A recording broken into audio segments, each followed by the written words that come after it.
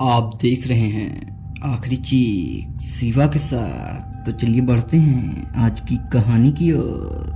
दोस्तों, यह बात आज से लगभग 12 वर्ष पहले की है, जब मंजीत अपनी जॉब पर से वापस अपने घर आ रहा था। मंजीत का घर उसके ऑफिस के पास ही था, इसलिए मंजीत हमेशा पैदल ही आया जाया करता था। उस दिन मंजीत अपने ऑफिस में काम करते करते काफ़ी लेट हो जाता है और रात के लगभग 10 बज जाते हैं। मंजीत रात के 10 बजे अपना काम पूरा करके घर के लिए निकल पड़ता है।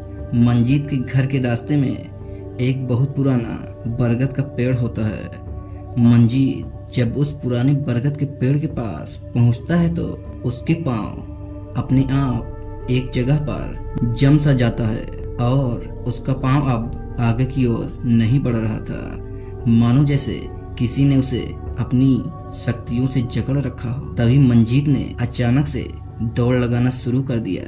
मंजीत दौड़ते हुए तेजी से वहां से आगे की ओर निकलता है, लेकिन थोड़ी दूर जाने पर मंजीत सड़क पर गिर जाता है। तभी मंजीत की ओर एक सफेद साड़ी में खड़ी औरत अपना हाथ आगे की ओर बढ़ाती है और मंजीत उस औरत को देखकर पूछता है कि तुम कौन हो। तब वह औरत बोलती है, मैं एक भटकती आत्मा हूँ। मंजीत पूछता है कि तुम मुझसे क्या चाहती हो। तो वह आत्मा उससे बोलती है, तुम मुझे भा गए हो, तुम मुझे अच्छे लगे, इसलिए मैं तुम्हारे पास आई हूँ। तुम पर मेरा दिल आ गया है। आत्मा ने कहा, मैं तुम्हें चाहने लगी हूँ। मंजीत बोलता है, मुझे घर जाना है, मुझे जाने दो। आत्मा बोलती है, रुक जाओ, पल दो पल के लिए ही रुक जाओ। मंजीत बोलता है, नहीं, मुझे घर जाना है, मुझे जाने दो। तब वह आत्मा बोलती है, बहुत थक गए हो, कुछ खा पी लो तो जाओ। मंजीत बोलता है, नहीं, मुझे कुछ नहीं खाना। तभी अचानक से मंजीत के मुंह से निकलता है कि एक गिलास पानी ही पिला दो। वह आत्मा बोलती है, अपना हाथ आगे की ओर बढ़ाओ। मंजीत जैसे ही अपना हाथ आगे की ओर बढ़ाता है, मंजीत के हाथों में खून से भरा हुआ एक गिलास आ जाता है, जिसे देखकर मंजीत के हाथों से वह गिलास छूटकर गिर जाता है और मंजीत डर के मारे कांपने लगता है।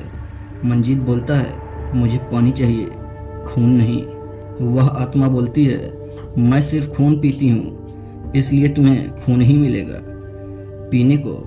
अब तुमने खून को फेंक दिया है, इसलिए तुम्हें खून ही मिलेगा पीने को। अब तुमने खून को फेंक दिया है तो अब मैं तुम्हारा खून पीऊंगी। मंजीत यह सब छोड़कर वहां से दौड़कर भागने की कोशिश कर रहा था। वह दौड़ तो रहा था लेकिन आगे की ओर बढ़ नहीं रहा था। तभी मंजीत को ऐसा लगता है जैसे कोई उसके शरीर में घुस गया हो और उसे अचानक से उठाकर फेंक दिया और मंजीत बेहोश हो जाता है। जब मंजीत की आंखें खुलती है तो मंजीत अपने आप को एक बेड के ऊपर पाता है और वह बेड किसी और का नहीं बल्कि मंजीत का ही होता है। मंजीत अपने घर वालों से पूछता है कि मैं रात को घर वापस कैसे आया। मंजीत के बगल में खड़ी उसकी माँ उसे बताती है कि तुम उस पुराने बरगद के पेड़ के पास बेहोश पड़े थे। लोगों ने तुम्हें वहां बेहोश देखकर हमें बताया, तब हम लोगों ने तुम्हें वहां से बुलाकर लाए हैं। रंजीत की माँ को समझ नहीं आ रहा था कि मंजीत अचानक से बेहोश कैसे हो गया। अब मंजीत को समझ में नहीं आता कि अपने घर वालों को मंजीत कैसे बताए कि उस रात मंजीत की मुलाकात एक भूतनी से हो गई थी। अब कई दिन बीत चुके थे।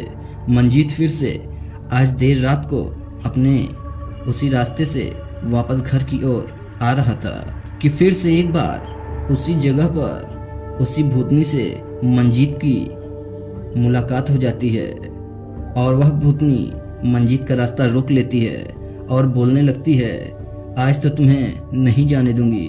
मंजीत बोलता है, मुझे छोड़ दो, मेरी शादी होने वाली है, मुझे जाने दो। इस पर वह भूतनी बोलती है, मुझे भी शादी करनी है और मैं तुमसे ही शादी करूंगी। मंजीत बोलता है कि तुम एक भूतनी हो और भूतनी और इंसान की शादी नहीं हो सकती है। इस पर भूतनी ने कहा कि तुम्हें भी मरना होगा और मैं कई वर्षों से प्यासी हूँ, तुम्हें मेरी प्यास बुझानी होगी। वह भूतनी मंजीत को इतना कहकर उठा उठा कर फटकने लगती है। उधर मंजीत के घर वाले मंजीत को न पाकर उसी बरगद की ओर चल देते हैं। जब वे वहां पहुंचते हैं तो मंजीत हवा में अपने आप उठ उठ कर गिर रहा होता है और उन लोगों के वहां पहुंचते ही मंजीत वहां पर बेहोश पड़ा होता है। थोड़ी देर बाद मंजीत को होश आते ही उसने भूतनी वाली बात अपने घर वालों को बताई। उसके घर वाले यह सब बात सुनकर अचंभे में पड़ जाते हैं। तभी गांव के एक व्यक्ति राजेश ने कहा, भूतनी वूतनी कुछ नहीं होती है, यह सब इसका वहम है। उसके इतना कहते ही अचानक से उस भूतनी ने राजेश को हवा में उठाकर 2-3 बार पटक दिया। अब उसकी हालत खराब हो जाती है और उसकी फटकचार हो जाती है और सब लोग वहां से अपने अपने घर की ओर निकल जाते हैं। अब सारे गांव वाले जान चुके होते हैं कि उस पुराने बरगद पर किसी प्यासी भूतनी का साया रहता है, अर्थात अब उस रास्ते पर रात के 10 बजे के बाद कोई नौजवान लड़का नहीं जाता था। दोस्तों, अगर आपको हमारी कहानी पसंद आए तो हमारे चैनल आखिरी चीख को सब्सक्राइब करें। धन्यवाद।